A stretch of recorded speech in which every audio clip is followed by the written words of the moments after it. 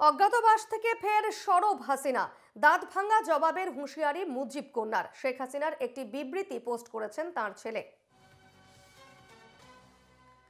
দাঁত ভাঙা জবাবের হুঁশিয়ারি মুজিব কন্যার। অজ্ঞাতবাস থেকে আবারও সরব শেখ হাসিনা।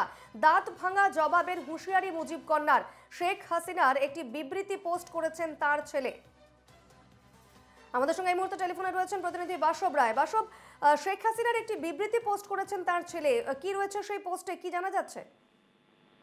শেখ হাসিনার ছেলে যিনি এই মুহূর্তে লন্ডনে আছেন, সেখান থেকে ইউনিশ সরকারের বিরুদ্ধে তিনি তোপ গেছেন। এটা খুব স্বাভাবিক যে শেখ হাসিনাকে যেভাবে ভারতে চলে আসতে হয় ক্ষমতা ছেড়ে, তারপরে কয়েকদিন যাওয়ার পরেই তার ছেলে প্রথম বিবৃতি দেন এবং এখনো এক্সপোজ করেছেন তার ছেলে।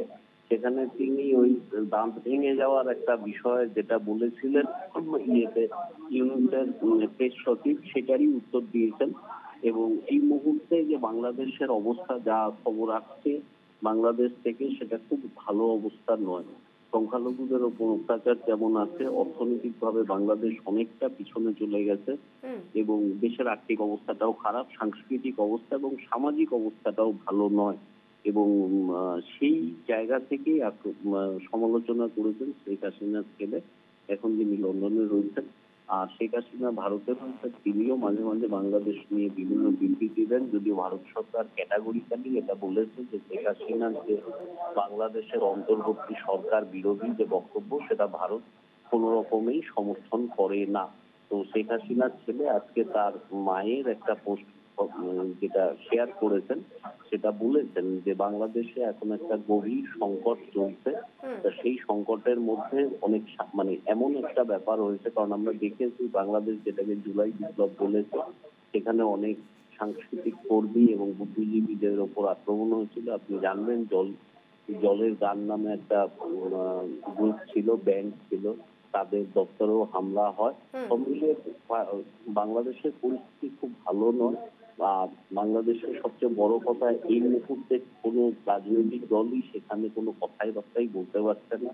গত দুদিন আগে বাংলাদেশের প্রাক্তন প্রধানমন্ত্রী খালেদা জিয়ার দল বিএনপি এবং শেখ হাসিনার দলের কিছু মানুষ যে এখনো রয়েছে, অর্থাৎ আওয়ামী লীগে, তাদের মধ্যে সংঘর্ষ হয়েছে। বিভিন্ন খবর ভেসে আসছে বাংলাদেশ থেকে, যেগুলো একটা সরকারের ভালো বিজ্ঞাপন নয় এবং শেখ হাসিনা এবং তার ছেলে সেটাই সমালোচনা করে। বেশ, ধন্যবাদ বাসব।